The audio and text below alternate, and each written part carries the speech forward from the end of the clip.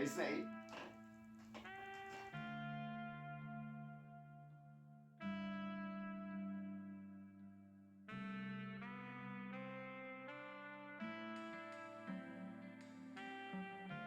Yo, it's Peanskean, Riddler. We in the building. You already know we back for another episode of the podcast, SkeanCast 64. You already know how we do it. We got my boy, PhaRoThaGr8. Come on, man. We got him in the building, not on the line. This is who I'll be calling every time. On every episode, I'll be calling PhaRoThaGr8. Y'all finally about to meet him. He coming, you know what I'm saying? We got him in the building, not on the line. What up, Skeen? What's happening, bro? You know, I was down in the basement. Your mama had them ribs busting. I had to tear it down Did you quick. finish the ribs? Yes, sir. You did, for real? I did. Did you use any of the sauce? Some of it. He be storing shit, man. That's cool, man. Throw these on or? Yeah. We need you to have the headphones on, you know what I'm saying? Check. You good? Yeah. We got you. Recording, finally got you here. Have you heard any of the last episodes or you been busy? I know you got a lot of stuff going on. I haven't heard the last one, I don't think. But I need to make time and binge watch and catch up. How you doing, man? I'm glad to be alive. I'm doing okay. How the 2020 treated you? Now we in 2021, a whole nother year.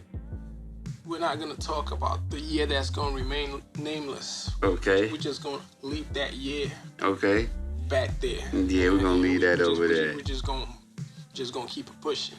Yeah, it's that time, man. Got a lot of stuff going on. Okay. Okay, let people know where you from, bro. We got to let the world know where you from. Oh, where I'm from Decatur, shouted. I'm talking about that one. Or the other one. Nigga, where you from? Now, I was born and raised in Ghana, West Africa. You know Stevie Wonder just moved to Ghana? I heard. You know he from Saginaw, right? I heard. Birthplace thing. I helped roll the songs in the 60s. Right. My first life. Then I went to Motown, me and Smokey. Right. But he can't even see. No, I'm playing. That's my man. The way you gonna go, he can't even see the beautiful ladies in so West check this Africa. out. I got a Stevie Wonder joke. It's a joke, but it's facts, right? So this is when I was in high school. He visited Ghana, right? And he went to the polo club because my buddy, his dad was the president of the polo club. And, you know, was about to play a game. And I think his dad or the president of the polo club gets up there to make a speech. Why he say, and we're glad to have Stevie Wonder watch this polo match with us. He said that? Oh, damn. Yo. That ain't no joke. That's real life. Right. Whoa. And he was being, like, he wasn't trying to be funny, but it came out on concert wrong. He ain't see that coming. No, that's my man's though. But okay, man, let's go. How was it like growing up in the motherland? How Like it was? this. Man, You know, people have what they think, but it's not really what it really is. right. It was beautiful. I call it the beautiful struggle. You know, I mean, grew up with 3 siblings, so, I mean, most of it was positive, but they called me the golden child because I was my mom's favorite. They hated me for that, but, you know, I knew how to finesse, so I feel you. I had a pretty good childhood for the most part. I was short growing up, so people used to pick on me, but... You look like you short, but you like 6 foot now, so... Yeah, thank God. Man, you know what, we want to 5'4" Kevin Hart. You remember that one song, Skilo? Who is that? How'd the song go? I want to be baller, 6 foot tall. Oh, I wish the girls to call her. Yeah. That been in the hat and the hat. That was my life. I was always a tall nigga almost. I ain't tall to me. People think I'm tall. I'm only 6'3". I'm so short. Check this out. Once I sprung up right, What? I backtrack and all the chicks that turned me down, they still like, oh, you cute, but you too short. Don't you know I went back and revenge smashed a couple of them. Whoa. That's where we going. So when you was, okay. You say you had 3 siblings, like what? I mean, I still do, thank God. Right. I mean, 2 brothers, 1 sister. What is it? 2 sisters, 1 brother? Nah, 2 brothers, 1 sister. 2 brothers, 1 sister. Yeah.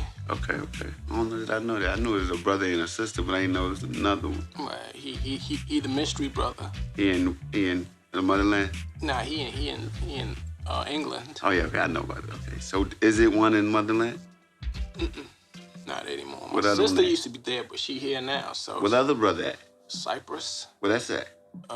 Europe, next to like Greece. Or I mean, they both in Europe? yeah. Boy, that's... Boy... Boy... White girl country. You know that's where they invented white girls? Where? Cyprus? In Europe. Oh. Yeah, it makes sense. Yeah, like, you thought of nothing like that, huh? Think of that. No, it's just... You just be making shit up. They did. Where else did where white girls come from? You know, Ask the audience. Africa. Okay, yeah. Mexicans came from Japan. So, What's wrong with you? you know I'm high. You know I stay twisted like you, SkeanCast 64. What's up, man? Was music always a big part of your life? It sure was. Growing up, you know, my dad, he had an amazing record collection from Stevie Wonder, since we're talking about him.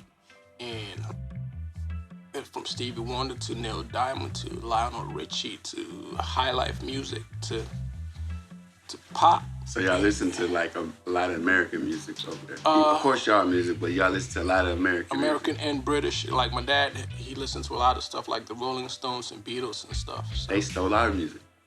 Did you know that? I'm gonna leave that one alone. They did. Why you think they came over here? The Rolling Stones is named after Muddy Waters' song. Right. And the Beatles did covers for James Brown and them like that. So we always influenced. How you think Elvis went to Mississippi and was singing with niggas? And he came out with an album every year for 30 years. Right? They bounced off us, but it's all What good they call though. Cultural appropriation. I like how they you know? took the rock. I like rock. I turn to rock. I like the guitar vibe. We gotta make something like that. You feel me? And my mom, she was always listening to Anglican hymns and stuff. So Okay. you know, it was just all kinds of music. Then my older brother, he turned me on to hip hop, man. So it was like different genres.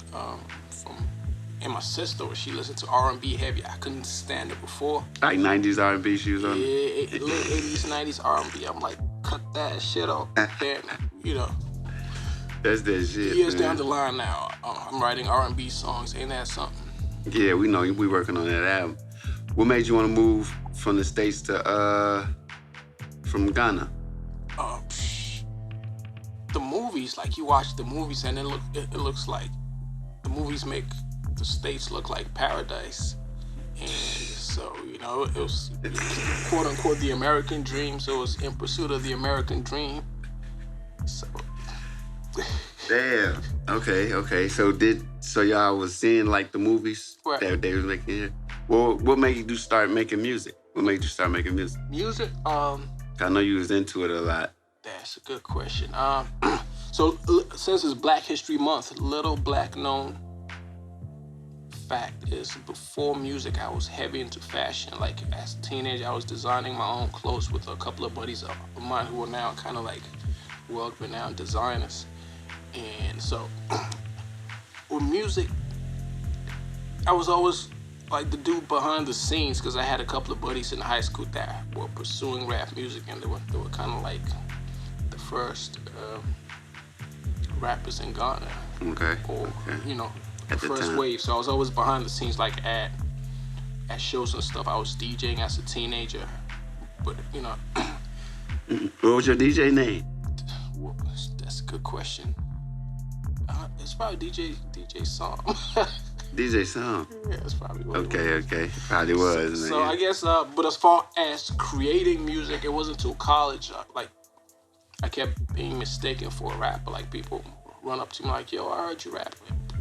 I never wrote one complete rap in my life. I couldn't count bars, nothing. So this dude run up on me one time. He was like, "Yo, he had a studio in his dorm room, so for me to come over to record some of the stuff I had. I didn't have anything."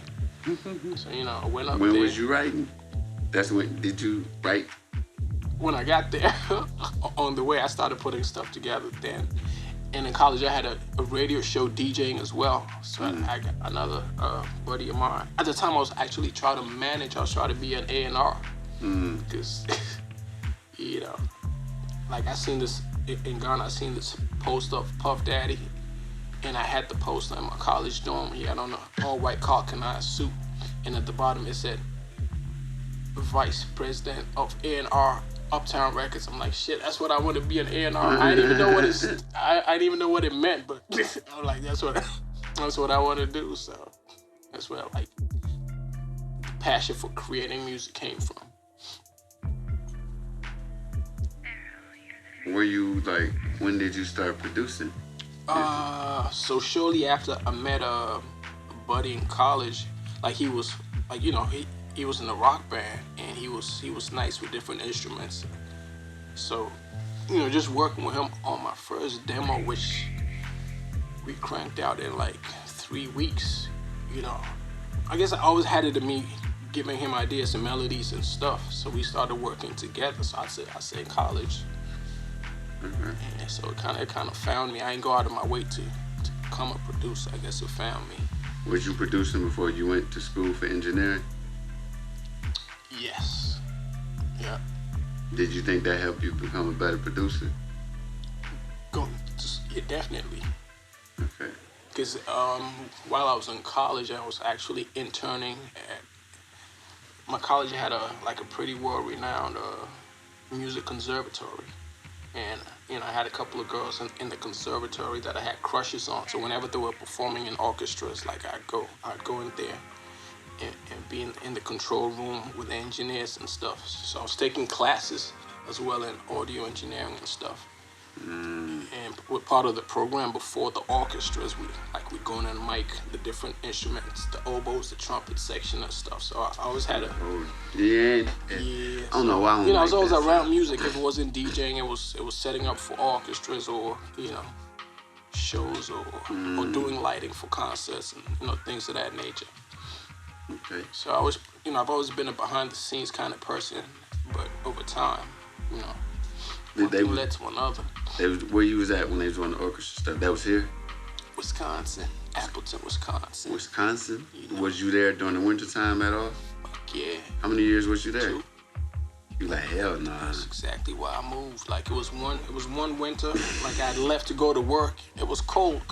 By the time I was coming back to my dorm room, the snow was up to my knees, and I just broke down and cried like a baby. I said, "Fuck it, I'm gone. I can't do it." You was in Wisconsin? Did I know this? I don't know. Damn. Probably told you a couple of times, but she was probably high. I don't know. Bro, I don't smoke that much. Damn, man, I'm out of weed. But yeah, okay. So we was talking about the music stuff. Who is your favorite all-time music producer? You got 2 answers. Music producers. All time. Your favorite. All time. Talk to me. I know Timbaland comes to mind. That's all right. That's mine too. Timbaland comes to mind. Timbo. Shout out Timbaland in case you ever hear this. Timbaland comes to mind. I got one more. One more. Yo, I kind of appreciate what Pharrell does because he has such an expansive repertoire of music. And okay, that's cool. A lot of what he does is sample free, so it takes, you know, in this musical climate, like a majority of producers sample. So for him to do what he does and have majority of his catalog be sample free has always been dope to me.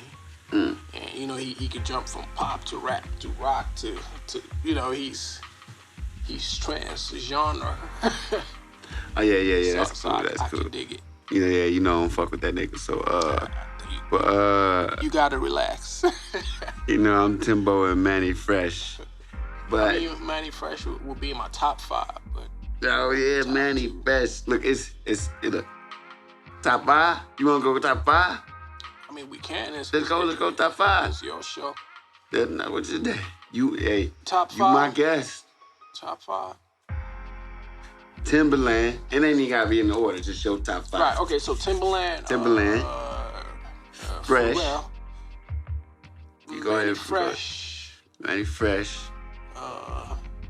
Bush Beats now Peanskean. known as legendary 2K. Peanskean probably gonna be top 10.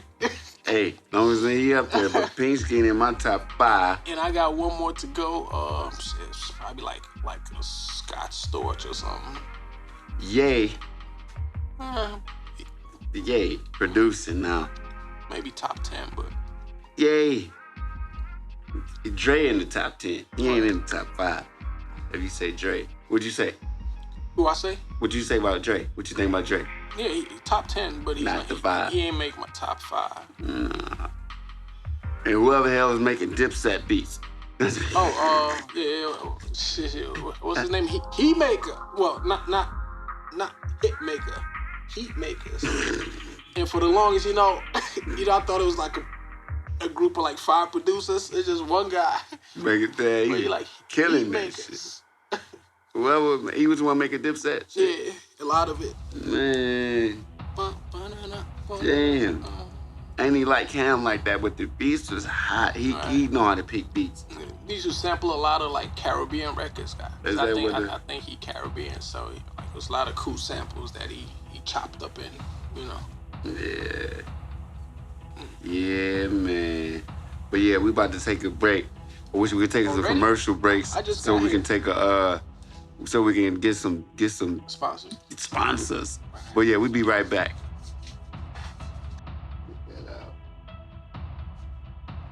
But they showing Harry Potter still on too. That's my shit. Don't tell nobody I said that.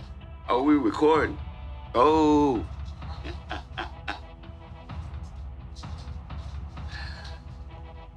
Yeah. But now we back from the break in the building. You already know. PhaRoThaGr8. Peanskean Riddler. In the building. What's happening, SkeanCast 64? Okay, man. The last question we was on, man. You good? Last question. You good? Yeah, okay. good. Last question we was on about the music. Now, Yeah. we switching it over, man, to the movies. Who is your favorite actor of all time? All time. Like, actor, actress. I call them both just actors. You know? I'm gonna have to say any, mini, money, me. Nah, I'm playing.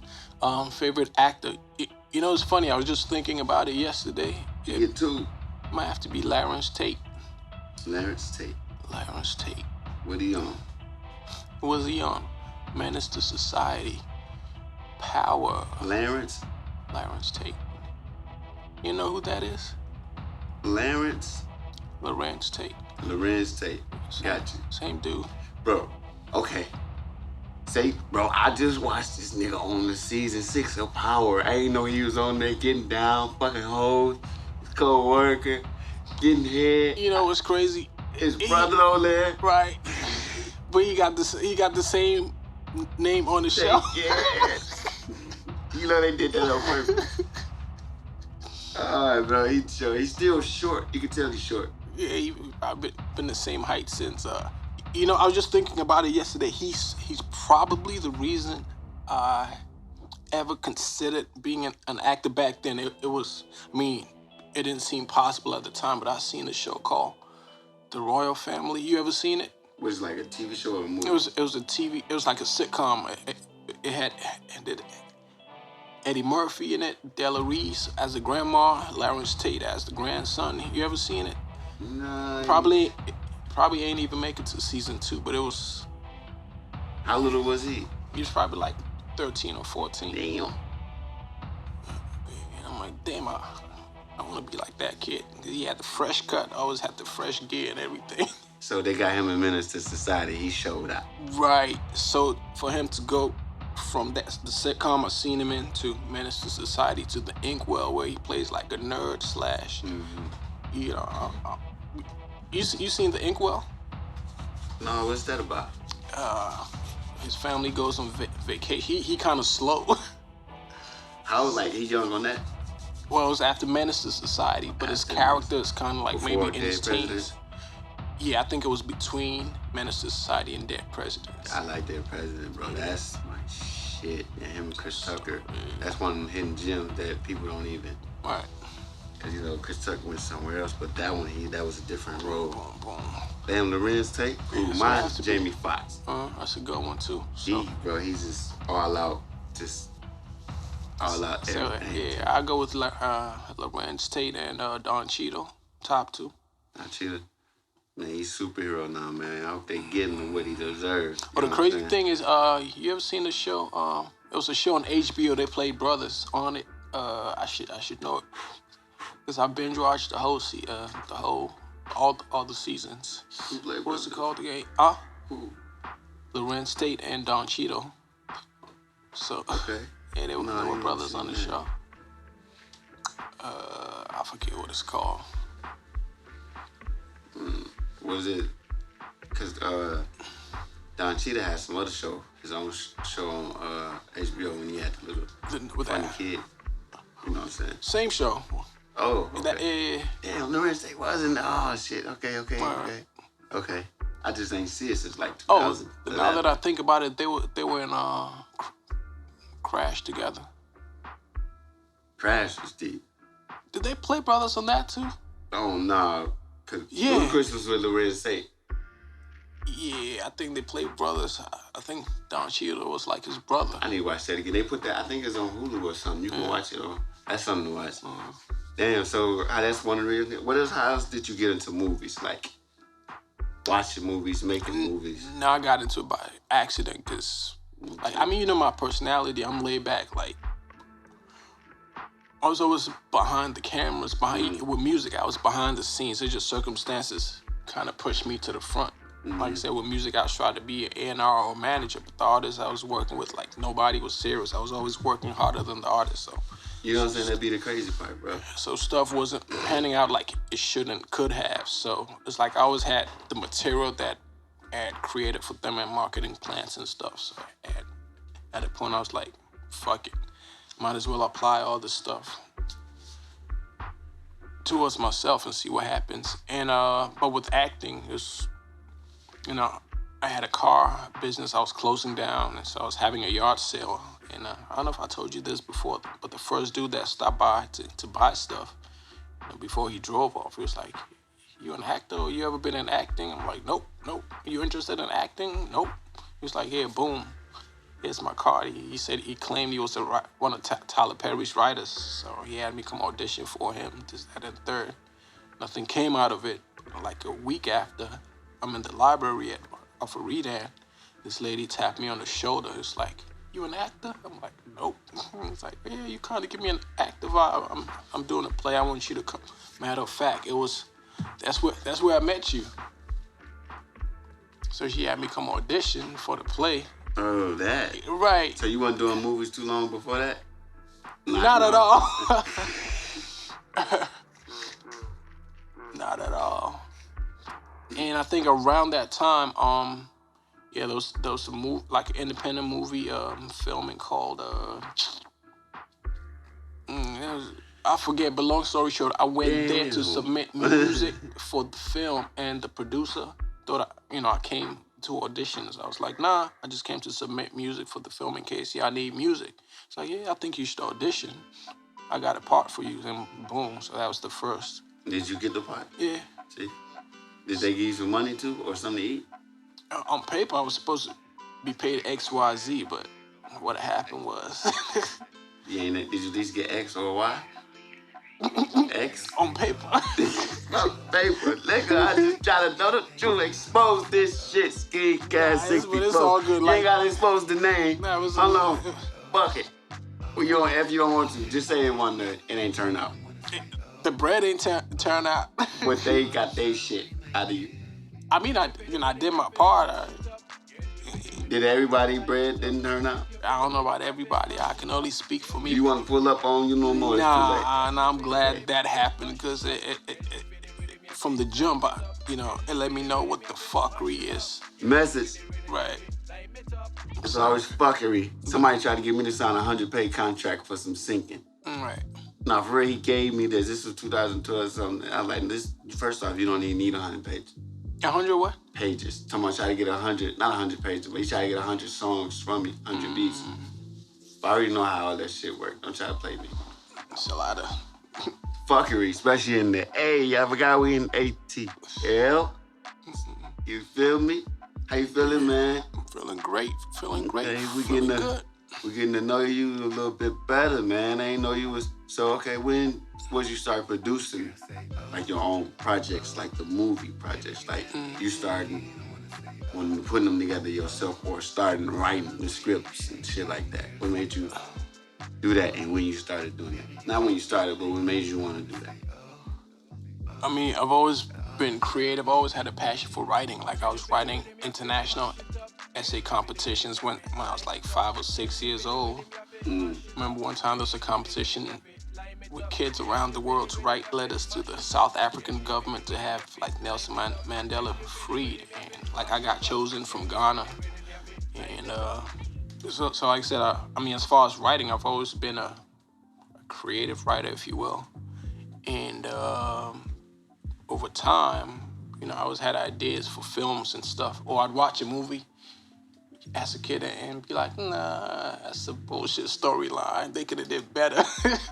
So I would have did it this way, but I never took it seriously till, I don't know, like around 2008, 2009. I'll tell you how it started. So I had a job at, after college, one of my jobs was at a collections agency, right? And when I tell you, amount of drama that used to go down there. So my roommate at the time, we were always like, yo, this is a perfect movie. This is like stuff that happens at work is a perfect movie. So I used to love going to work, not to work. But like the stuff, not even to the customers, even with the customers too, everything was drama, everything. So it was just, so the first movie I wrote. Wisconsin? No, I was here in Atlanta on the South Side. So the first movie I wrote is it's called The Bill Collectors. And it's just based on stuff I experienced working at a collections agency. And it's just straight comedy and foolery. And yeah, man, I want to explore that a little bit, man. So I wrote my first, I wrote my first screenplay. And you know how I keep the books and I always write in pencil? Right. Yeah, that's how I wrote that. So I was holed up in a hotel in Cyprus, you know, writing that, The Bill Collectors. Right, that's like... Not a pen, but the other one. What's Yahoo? Exactly. What's Yahoo? No, he said, what's Yahoo? Okay, you said, you was making that show right here. I'm on IMDb looking at the credits. I don't know how I got to you. No, for real, I ain't even type in your acting name. I type in PhaRoThaGr8 and not even on IMDb. I was on Google. Really? So I was on Google and it says you filming a TV series from the motherland. Oh, that. Now, for real, when did you do that? When you put that on IMDb? Fuck when you put it on there. So what's From the Motherland? So From the Motherland is a sitcom that I'm currently working on and filming. And it's, you know, self-explanatory. It's about an African family that moves from the motherland to the promised land, i.e. America, to, you know, in search of greener pastures. And they're thinking it's going to be all good, but they get here and reality hits. So I guess the idea was to write a more realistic version of coming to America, because that's kind of like glorified. Right. But, you know, From the Motherland is, you know, like a regular family moving to the States. So, you know, experiencing everyday struggles in America. Husband, wife, and 2 kids. It's hilarious. And with this, I took a different approach because it's 90% improv. Okay. So, you know, I kind of write the outline. I have a brief meeting with the actors and we jump in and we just act the fool. Okay. So it's coming together pretty cool. I'm real excited about that project. You never know, it might end up on HBO or Netflix or... Netflix. Y'all hear Netflix? Remember where y'all heard it first. Or DSTV, Africa Worldwide. So, you know. Oh, man, we need to definitely tap into the African market. But yeah, that wasn't even in my questions. I just randomly seen that, and that was really on IMDb, so that's cool. It be like that sometimes. You know? So check it out, man. What's up with the docu-series Traveling There, Traveling There. So yeah. I'm looking at it, I'm on the YouTube page. I always had a passion for travel, but at the same time, I was scared of flying. Ooh. So for the longest, you know, you were scared of flying? Right. It used to be. This motherfucker fly around the world 7 times the moon and back, and my ass just I'm here. You still ain't never been on a plane? I've been on the fake plane on the movie set up in the movie studio on the north side of Atlanta. Wow. So it's I guess a couple of years ago I told myself like certain phobias that I had was gonna make a conscious effort to what's the word? Break these phobias. Yeah. And I was having I remember it was a couple of years ago I was having a discussion with my dad, and after he had retired working at the same company for like 35 years, and I asked him like,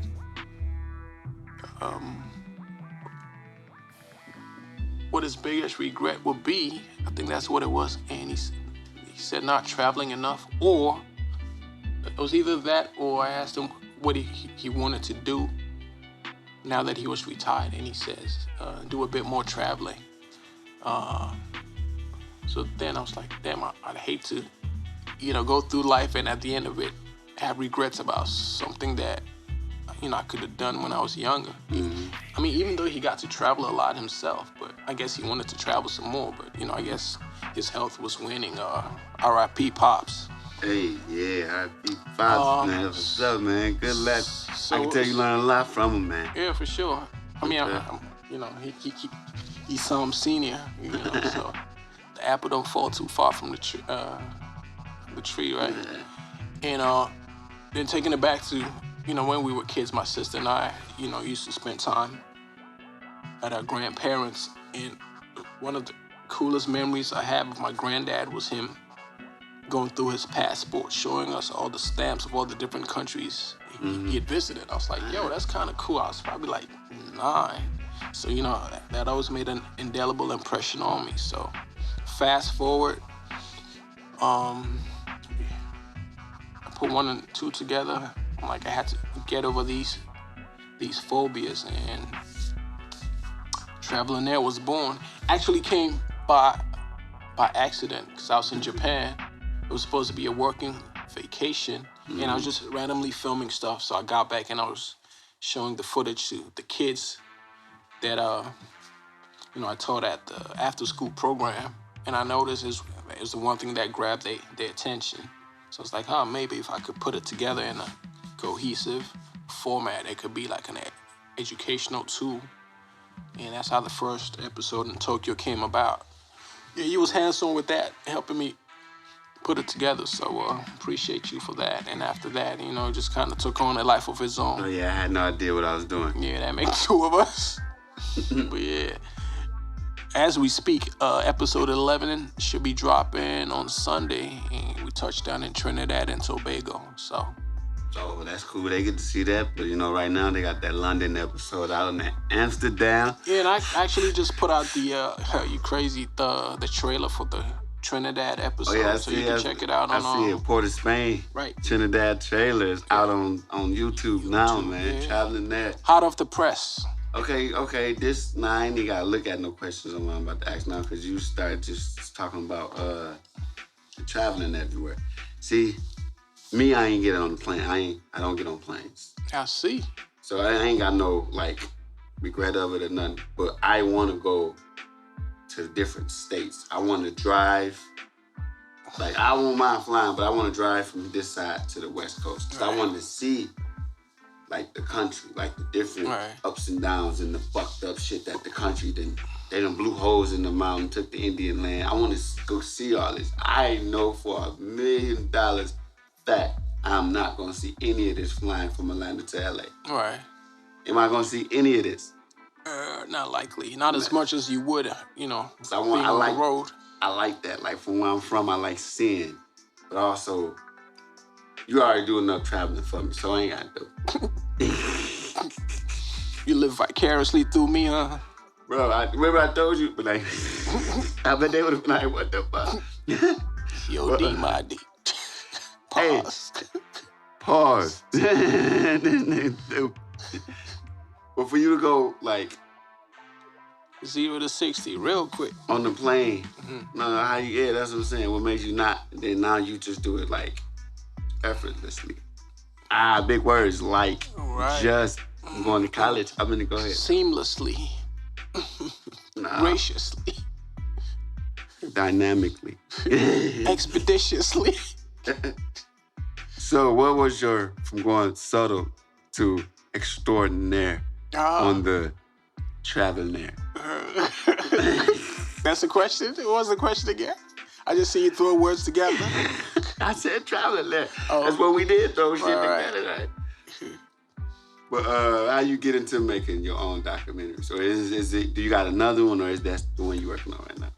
That's the main one. Like I said, so the dope thing is it kind of puts the three things that I'm passionate about together: traveling, writing, because I write the whole show, writing, and filming. So I get to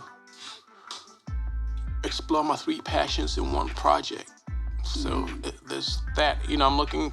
Did you ask if I had any other documentaries in the pipeline? I mean, or thinking of any? Yeah, down the line. But right now, I'm just trying to finish this project first. I have a feature film that's in post-production now that I've been working on. What is that? Dr. Imposter. Dr. Imposter. That's cool. Starring Daniel Druin. She's a model / actress. She was actually in what's that show on Netflix? Was it Bride? Yeah, something like that. Yeah. I don't know. Something with a dress. I'm not even high, but I can't. I can't remember anything tonight. And she was in the show. Yeah, and she co-stars alongside Jamal Willard. Okay. And so it's a suspense thriller. So suspense thriller. So the trailer should actually be out in the month of March. So y'all look out for it. Oh yeah, that's coming. Yeah. Hey. Oh man, what else you working on? What else I'm working on? Oh, so the first movie that I wrote and directed, the short film No Turning Back. Ooh, No Turning Hopefully, Back. Yeah, that's what That's dope. I got the ball rolling with. Hopefully, I'm working on putting. Well, not finishing touches, but touching it up and redoing some of the music and just pitching it to Amazon Prime. So we'll see what happens in 2021. I like to keep a positive attitude about things. So. Childish Gambino did an exclusive signing deal with his Amazon. I heard. I don't even know what that means. I think he's just gonna be putting out content on there, right. And that's his thing. He on and off of that. Yeah. Shout out to Donald Glover and Stephen Glover, Stone Mountain representatives. Man, shout out you. Shout out PhaRoThaGr8. Shout out your social media, man. Tell them where they can find you if they want to hear you. No telling this might get 10, 20, 30, or 10, 20, 30 million. What? I don't know. But shout out to your social media, man. All there with your entities and social media. Instagram, Som Aidoo at SOMAIDOO. Facebook, SOM, last name AIDOO. What else? Still on Facebook, you can check out the Sphinx Films page, SPHINX Films. I spell it with a PHILMS. On YouTube, you can check out the Sphinx Films page, SPHINX Films, PHILMS. On Twitter, Sphinx Films. I'm not heavy on there like that, but SPHINX PHILMS. And then as far as my music, PhaRonomics. I just set up the Instagram page for it at PhaRonomics, PhaRonomics. And I actually have a project coming out, hopefully by the summer, the collabs. So it's gonna be a collaborative effort with me and a bunch of other independent dope artists. Shout out to Peanskean. I think you made the album. Oh man, I hope, man, because I ain't make the last album with somebody, but we still. You lying? I ain't talking about you. I'm talking about somebody else. Okay. Yeah, we talking about that something different. Right. Well, yeah, I'm gonna drop a bunch of links in the description so people can actually check out what you got going on. And just because I've been in the cut, just working. I haven't dedicated as much time as I'd like to pushing my social medias, but 2021, I'm gonna make a bigger push for it. Okay, man. We at the end now, man. This is the last question. Damn, this when I'm starting to have fun. Man, man, it's 9 o'clock, man. 8 to 9. You know what I'm saying? This whatever time we wasted. Anyway, it's cool. It's cool because from here, I gotta leave and go do drink champs. So yeah, let's wrap this up. I didn't gonna I'll be blowing it down, but no, I got the one more question. There's still some more questions. No, just take your time. I'm just being goofy. No, this is the last question though. Last question I asked everybody. Is there anything you want to know about me, Peanskean, Riddler? Peanskean the Riddler. Riddler. SkeanCast 64. Yeah. Anything you want to know, just like on, how we be doing what we be doing. So when do you plan on getting on an airplane? Will you ever? Man, I want to go to Europe, bro. You just want to go to the whole of Europe? I want to go to Europe. Out of everywhere in the world, I want to, not because that's where they invented white girls. It's just, I want to go there and eat. For some reason, it's out of all, because I'm food racist. I'll eat Europe food. You mean European food? Europe, I ain't got to say European. I ain't no do it like I'm a proper ass nigga. No, nigga. I eat Europe food. Like I say Africa, I want to say Africa food. You say what? Chinese food? Did you say China food? See, I'm food racist. I'm like China food. So when you went to China, I didn't even go to China. When you went to Japan, since we talking about this, I want to know, what do they say? They say American food and just say food there. They don't say, of course, they ain't saying Japanese food because they in Japan. You mean when they're referring to American food? No, both. Like when if it's American food, do they say American food? That's a good question. I don't know. I don't really pay attention to that. I don't know if I got the answer to that. Well, when they say Japanese food, I mean, they just say food. Don't say let's go get on Japanese food. Yeah, they just say food, and you get there and you figure it out. So if they want to go get a cheeseburger, we want an American cheeseburger. McDonald's. Just go to McDonald's. But we want soul food. Soul food? No soul food. No soul food here. Just nobody want this greasy ass shit. No punk bitch. You don't call me no punk bitch. I thought this greasy ass shit with the camel hump. This camel hump kind of good. Hey, I watched that shit the other day, bro. I love that. Bro, I be mad at Chris Tucker, bro. Gefilte fish. Because he supposed to did a lot. He just come out with all that. But he's still cool. Gefilte fish. But hey, you think I came down here for nothing? You got $5 on you? What you gonna get 2 times? But yeah, bro. Thanks for being on here. My brother from the motherland. For sure. You already know how to do it. Peanskean, Riddler, we in here. PhaRoThaGr8, SkeanCast 64. AKA Som Aidoo. You know. One and the same. You know. The actor. You know. The artist. You know. The screenwriter. Let's go. The songwriter. Yes. PhaRoChecks. Yes. I think I'm going to change my name to PhaRoChecks. Yeah. The PhaRoChecks. PhaRoChecks. I want PhaRoChecks a week. That'd be dope. We out though, my brother. Peace. Let's go.